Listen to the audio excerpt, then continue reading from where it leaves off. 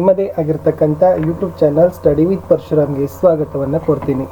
So ವಿದ್ಯಾರ್ಥಿಗಳೇ, ಇವತ್ತು SSLC ವಾರ್ಷಿಕ ಪರೀಕ್ಷೆ ಮಾರ್ಚ್-ಏಪ್ರಿಲ್ 2023 ಪ್ರಥಮ ಭಾಷೆ ಕನ್ನಡ 31/3/2023 ಶುಕ್ರವಾರದಂದು ಪರೀಕ್ಷೆ ಆಗಲಿದೆ. ಅದರಲ್ಲಿ ಪದ್ಯಭಾಗದ ಬಹುನಿರೀಕ್ಷಿತ ಪ್ರಶ್ನೆಗಳನ್ನು ತಂದಿದ್ದೀನಿ.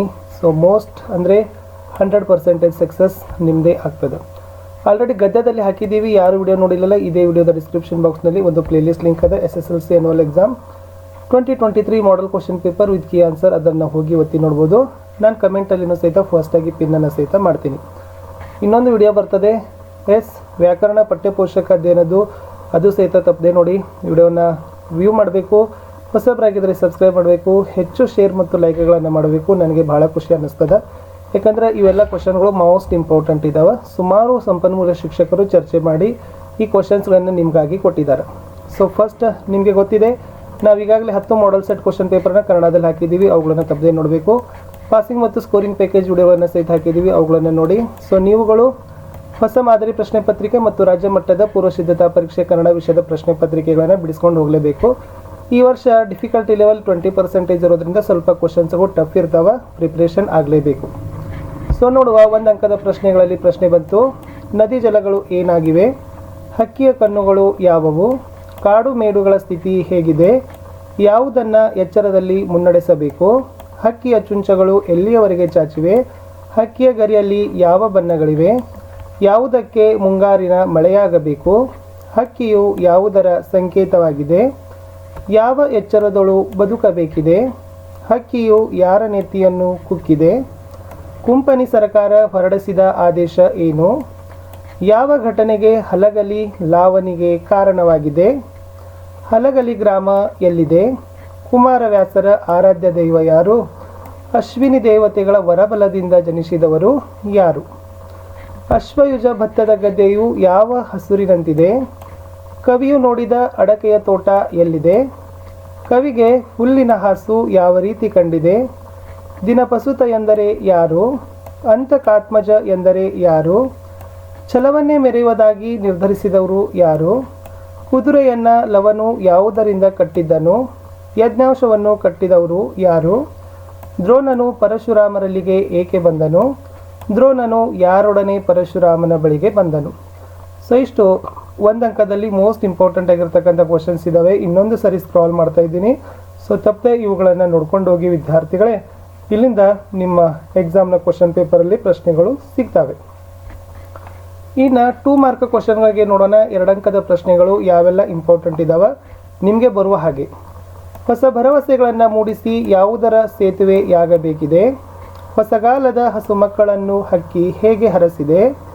ಹಕ್ಕಿಯ ಹಾರಾಟವನ್ನು ಆಕಾಶಕ್ಕೆ ಹೇಗೆ ಹೋಲಿಸಿದ್ದಾರೆ? ನಾಳಿನ ಕನಸನ್ನು ಬಿತ್ತಬೇಕಾದರೆ ನಾವು ಹೇಗೆ ಬದುಕಬೇಕು?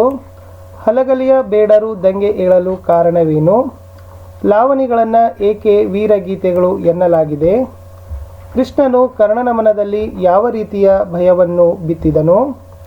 ಹಸುರು ಸಕಲೇಂದ್ರಿಯಗಳನ್ನು ವ್ಯಾಪಿಸಿದೆ ಎಂಬುದನ್ನು ಕವಿ ಹೇಗೆ ವರ್ಣಿಸಿದ್ದಾರೆ? ಕವಿಯಾತ್ಮವು ಹಸುರುಗಟ್ಟಲು ಕಾರಣವಾದ ಹಿನ್ನೆಲೆಯ ಅಂಶಗಳೇನು? ವಾಲ್ಮೀಕಿ ಆಶ್ರಮಕ್ಕೆ ಯಜ್ಞಾಂಶವು ಬಂದ ಬಗೆಯನ್ನು ವಿವರಿಸಿರಿ. ಯಜ್ಞಾಂಶದ ಹಣೆಯಲ್ಲಿದ್ದ ಪಟ್ಟಿಯಲ್ಲಿ ಏನೆಂದು ಬರೆಯಲಾಗಿತ್ತು? ದೃಪದನು ದ್ರೋಣರಿಗೆ ಹೇಳಿದ ಮಾತುಗಳಾವವು ಅಂತ. ಸೊ ಪದ್ಯಭಾಗದಲ್ಲಿ 2 ಅಂಕದಲ್ಲಿ ನಾವು ಮೋಸ್ಟ್ ಇಂಪಾರ್ಟೆಂಟ್ ಆಗಿರ್ತಕ್ಕಂಥ ಕ್ವಶನ್ಸ್ಗಳನ್ನು ಕೊಟ್ಟಿದ್ದೀವಿ. ಸೊ ಕ್ವಶನ್ಸ್ ಭಾಳ ವ್ಯಾಲ್ಯೂಯಬಲ್ ಇದ್ದಾವೆ. ಸ್ವಲ್ಪ ಚೆನ್ನಾಗಿ ನೋಡಿಕೊಂಡು ಪ್ರಿಪ್ರೇಷನನ್ನು ಮಾಡಿ. ಇನ್ನು ಪದ್ಯದ ಸಂದರ್ಭಗಳನ್ನು ನೋಡೋಣ, ಯಾವೆಲ್ಲ ಇಂಪಾರ್ಟೆಂಟ್ ಇದ್ದಾವೆ. ಪ್ರೀತಿಯ ಹಣತೆ ಹಚ್ಚೋಣ, ಹೊಸ ಭರವಸೆಗಳ ಕಟ್ಟೋಣ, ಸಾರ್ವಭೌಮರ ನೆತ್ತಿಯ ಕುಕ್ಕಿ, ಹೊಸಗಾಲದ ಹಸು ಮಕ್ಕಳ ಹರಸಿ, ಹೊಸ ಎಚ್ಚರದಳು ಬದುಕೋಣ, ಎಲ್ಲ ಜನರಿಗೆ ಜೋರ ಮಾಡಿ ಕಸಿದುಕೊಳ್ಳಿರಿ ಹತಾರ, ಹೊಡೆದರೋ ಗುಂಡ ಕರುಣ ಇಲ್ಲದಂಗ, ನಿನ್ನ ಪದೆಸೆಯ ಬಯಸುವವನಲ್ಲ. ನೆಲಕಿರುವೆನೆಂದು ಬಗೆದಿರೆ, ಸಮರದೊಳೆನ ಗಜ್ಜ ಪೆರುಮಾವುದು ಕಜ್ಜಂ, ಮಾರಿಗೌತನವಾಯಿತು ನಾಳಿನ ಭಾರತವು, ಹಸುರಾದದ್ದು ಕವಿಯಾತ್ಮಂ, ಅರಸುಗಳ ವಾಜಿಯಂಬೀಡು, ಜಾನಕಿಯ ಮಗನಿದಕ್ಕೆ ಬೆದರುವನೆ, ಹಸುರು ಹಸುರುಳಿಯಸಿರು, ಹಸುರತ್ತಲ್ ಹಸುರಿತ್ತಲ್ ಹಸುರೆತ್ತಲ್. ನೆಕ್ಸ್ಟ್ ವಿದ್ಯಾಧನಮೆ ದನ ಮುಪ್ಪುದು ಅಂತಕ್ಕಂಥದ್ದು. ಸೊ ಇಷ್ಟು ಅವ್ರು ಏನು ಮಾಡಿದ್ದಾರೆ, ನಮಗೆ ವಾಕ್ಯಗಳನ್ನು ಕೊಟ್ಟಿದ್ದಾರೆ, ಮೋಸ್ಟ್ ಇಂಪಾರ್ಟೆಂಟ್ ಇದಾವಂತ.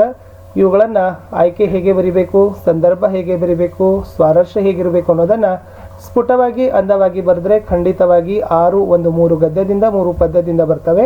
ಸೊ ಸುಮಾರು ನನಗನ್ಸ್ತದೆ ಒಂದು 4-5 ವಾಕ್ಯಗಳು ಇಲ್ಲಿಂದ ಬರಬಹುದು. ಯಾಕಂದರೆ ನಾವು ಗದ್ಯದಲ್ಲಿನೂ ಕೂಡ ಮೋಸ್ಟ್ ಇಂಪಾರ್ಟೆಂಟ್ ಹಾಕಿದ್ದೀವಿ. ಆ ವಿಡಿಯೋನ ಸಹಿತ ನಾವು ನೋಡಬೇಕು. ಅಲ್ಲಿನ ಕ್ವಶನ್ಸ್ಗಳು ತುಂಬಾ ಕವರ್ ಮಾಡಿದ್ದೀವಿ.